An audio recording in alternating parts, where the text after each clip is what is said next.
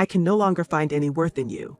I'm taking your child, so you two need to get a divorce. In the midst of a fancy restaurant, my mother-in-law, wearing a bright red jacket, was clearly an anomaly, clashing with her surroundings. Despite the presence of many other customers, she confronted me loudly, indisputably out of place. In this special celebration, I, Emily, held my son's hand, frozen in surprise, and made a resolute decision. It has been a year since I married Jake, the heir to a sake brewery family. We got married when I was 27. Since the beginning of our marriage, I have been feeling the pressure from Jake's mother, the current manager of the sake brewery, to show her child's face soon.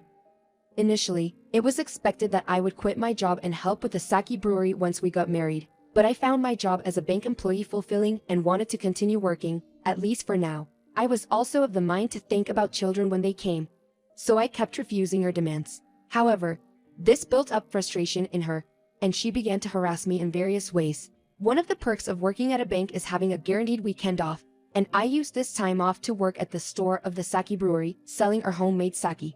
I was confident in my customer service skills and felt that I was making good sales. However, her cold attitude and maliciousness continued to trouble me. I was informed during the morning meeting that a regular customer, who visits our store once a month, was scheduled to come in. My mother-in-law assigned me to take care of this customer. This customer always samples a specific type of sake before making a purchase.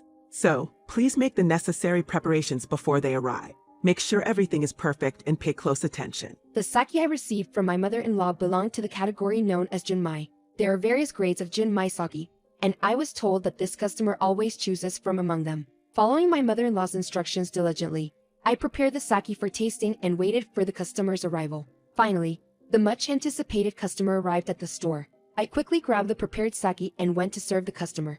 After smelling the sake, the customer remarked, "This isn't the sake I usually order." They smiled and placed the glass back on the tray. Confused because I was sure I had prepared the Junmai sake, I was caught off guard when my mother-in-law quickly approached. I'm terribly sorry. Our staff has made a very rude mistake. Apologize now. She firmly grabbed my head and made me bow deeply to the customer. Though my mind was still in a state of confusion, it was clear that I had made a mistake, and I sincerely apologized to the customer. The customer responded with a kind smile. "Don't worry about it. These things happen." I felt a momentary sense of relief, but my mother-in-law immediately grabbed my head again, forcing me to bow once more, and then scolded me harshly. See, this is my daughter-in-law. She has other jobs, but once she married into this family, I wish she'd learn our ways and work hard. But this girl, it seems she's not very interested in this job. Once you marry into this family, you should uphold our traditions and ways properly. If you had been working properly from the start, this mistake wouldn't have happened. She intentionally raised her voice, attracting the attention of the other customers in the store. I couldn't lift my face because of the embarrassment, but then the customer laughed out loud again and said, No, I think that's a good thing. Many people live their lives without ever finding what they want to do. If you found what you want to do, that's a big happiness for you. Go all out as much as you want until you're satisfied. However, it's quite tough to manage both perfectly. So I suggest you find a balance and do your best moderately. I never expected to receive such supportive words from the customer, and I was surprised, my eyes wide open. My mother-in-law seemed equally surprised, her eyes wide and her face flushed with confusion. Following the flow of the situation, the customer enjoyed the scheduled tasting session, found a sake they liked, purchased it, and left the store with a satisfied look on their face. In the time that followed, while I was busily dealing with new customers, my mother-in-law stopped being mean to me completely. This was probably because she felt humiliated by what had happened earlier. While I hoped in my heart that this would lead her to recognize me even a little, the reality was that her harassment outside the store escalated from there. When my son reached middle school age, my sickly father-in-law passed away. It was sudden, but after her death, I was tasked with a heavy responsibility and pressure. I had to clean his grave before going to work, clean the garden, weed the fields after returning home, and perfectly handle all the regular household chores. Frankly, managing all these missions while continuing to work was an incredibly difficult challenge. If you quit your job and dedicate yourself to the household, you should be able to handle these tasks easily. The problem is your stubbornness. My mother-in-law continued to deny me, but her words did nothing to alleviate my burden. Our family runs a business, so we must always keep the house in order so we're never embarrassed, no matter who visits. My mother-in-law told me. However, her words only added pressure on me, making my daily efforts even more strenuous and challenging. I attempted a detailed explanation, sharing the fact that before we got married, The Sake Brewery workers and the students working part-time in the brewery were responsible for cleaning duties. Now, I handle all the administrative work at home, which might make it seem like the brewery workers are free to do as they please, but in reality, they're not. They are forced to do office cleaning and wash my mother-in-law's car, tasks unrelated to their primary job. This seems to stem from my mother-in-law's personality, which finds satisfaction in making others do things for her, resulting in her being disliked by all the employees in the company. As for my husband, Jake, he never intervenes in matters concerning his mother. Rather, he is obedient to her, and no matter how much I consult him, he never criticizes her. About half a year after we got married, I gave up talking about the harassment from my mother-in-law and started drifting through each day. A year into the marriage, I realized I was pregnant. It was around the time when I was feeling extremely stressed, and it took me 4 months to notice my own pregnancy. Amidst my sudden change in emotions, I decided to get a health check-up immediately. The results showed that the baby was growing surprisingly well. The moment I got my maternity record book, I was overwhelmed with emotion, and uncontrollable tears started flowing. Since I was already in the stable period of my pregnancy, I immediately reported the happy news to Jake and his mother, my mother-in-law. Jake was so overjoyed he cried and congratulated me on my pregnancy. However, my mother-in-law's reaction was quite complex. So you finally got pregnant. I've been waiting for a year. You've made me wait this long, so you better not give birth to anything but a boy. If it's a girl, I won't let you off easily. She glared at me with anger in her eyes, tapping the table forcefully with her long nails. At that time, it was too early to know the baby's gender, and even if it was a girl, she would be my precious child. So, I responded with a smile saying, "I'll do my best," but in my heart, I stuck my tongue out at her. Even after announcing my pregnancy, my mother-in-law's attitude didn't change. She rather said, "You can't be a proper mother unless you can do at least this much," and kept assigning me new tasks one after another.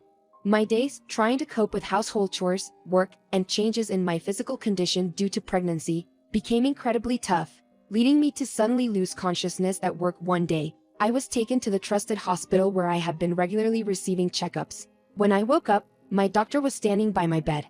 Realizing that this reliable person was there, my tension eased a bit. Your husband was at work and couldn't answer the phone, so when we called your home, my mother-in-law said she was there. The nurse carefully explained the situation to me. Hearing her words, tension and anxiety ran through my body again, and I involuntarily tensed up. The primary doctor, noticing my change, seemed to sense something and braced himself as if preparing for battle the moment my mother-in-law entered the hospital room. "Emily, stop lying around and hurry up and go home.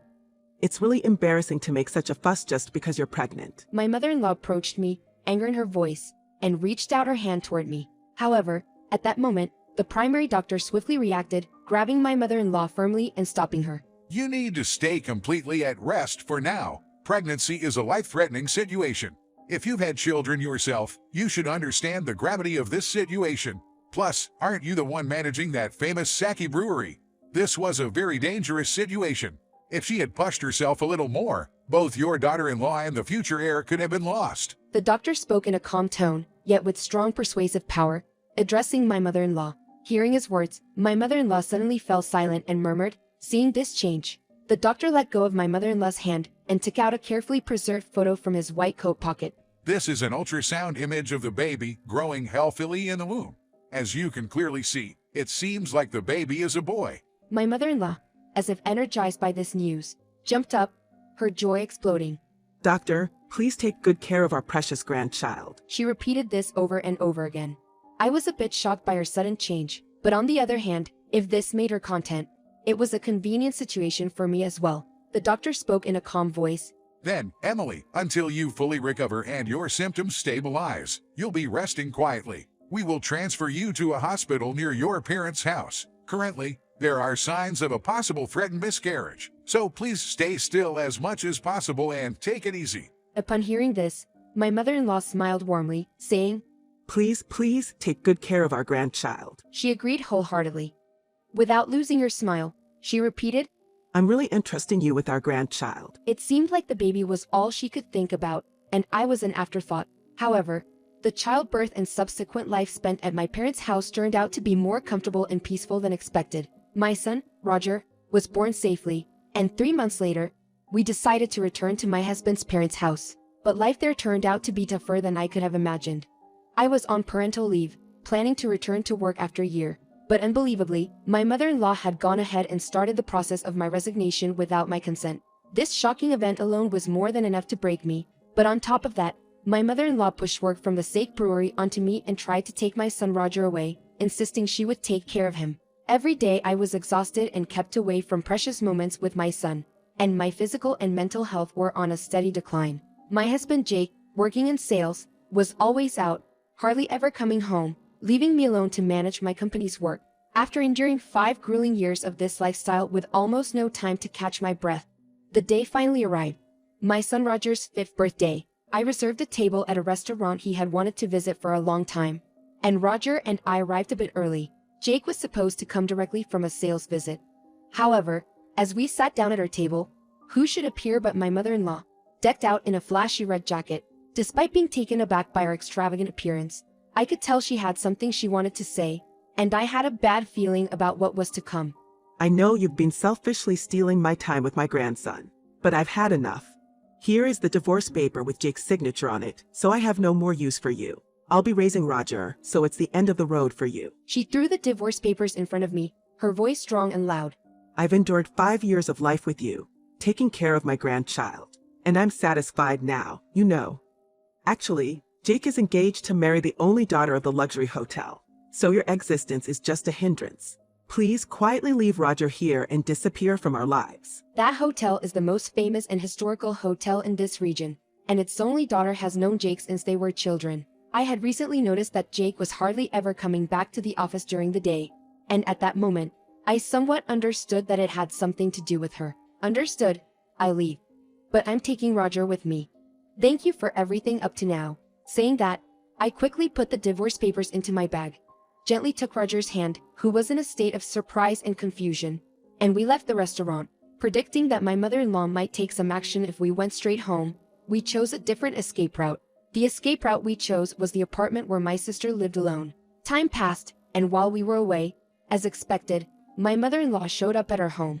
She caused a commotion, shouting, "Give me back my grandson," and eventually, the police took her away. We took this opportunity to proceed with the necessary procedures. We decided on divorce and filed for damages against Jake and the daughter of the luxury hotel. Although there were many things I hadn't realized myself, thanks to my mother-in-law talking about the relationship between Jake and the daughter of the luxury hotel, we quickly gathered evidence. Since it was adultery during our marriage, we were able to receive a considerable amount of damages, including child support for Roger. For me, this was more than I could have wished for. It was a perfect outcome. A sarcastic thought crossed my mind, whether I should thank my mother-in-law or not. Following that, I decided to knock on the door of the financial institution, the bank where I used to work.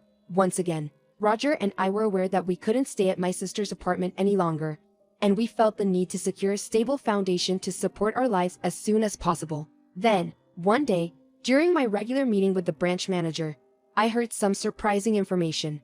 The Sake Brewery where you used to work is now in an extremely difficult financial situation, on the verge of bankruptcy. Additionally, the situation is almost the same for the luxury hotel, which my mother-in-law had high hopes for. Both will soon be unable to continue operating. Hearing this, I couldn't help but smile wryly inside. I had received damages from them and had set up call blocking to avoid direct contact with them in the future. However, it seemed they had tried to contact me several times through my parents.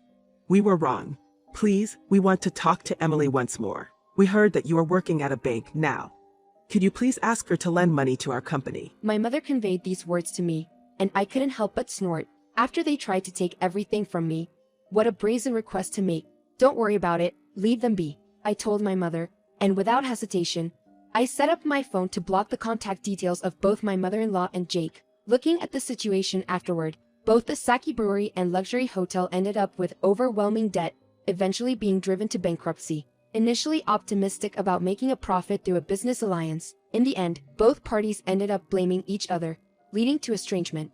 Jake and his mother are now living in a modest apartment. His mother in particular is working several jobs, busily going through her days, and comes to the bank where I work to repay her loans. As the end of the month approaches, she appears much more emaciated than before, and seems to be damaging her health. Nevertheless, she never comes to my counter when I am on duty, and she never looks in my direction. Whether she holds some sense of guilt, or whether she blames me for everything, I cannot be sure. However, seeing her condition worsen day by day, Somewhere in my heart, I feel a sense of satisfaction. Currently, I am living happy days with Roger. Every day is incredibly busy with work and parenting, but compared to the difficult times at my in-laws, my current life feels like heaven. There was a time when I felt guilty for taking Roger's father away from him, but now, seeing Jake become nothing more than a person dependent on his mother, I truly think from the bottom of my heart, I should have left him sooner. I plan to cherish the precious time I spend with Roger, and continue to work my hardest to provide a good life for him without causing him any hardship.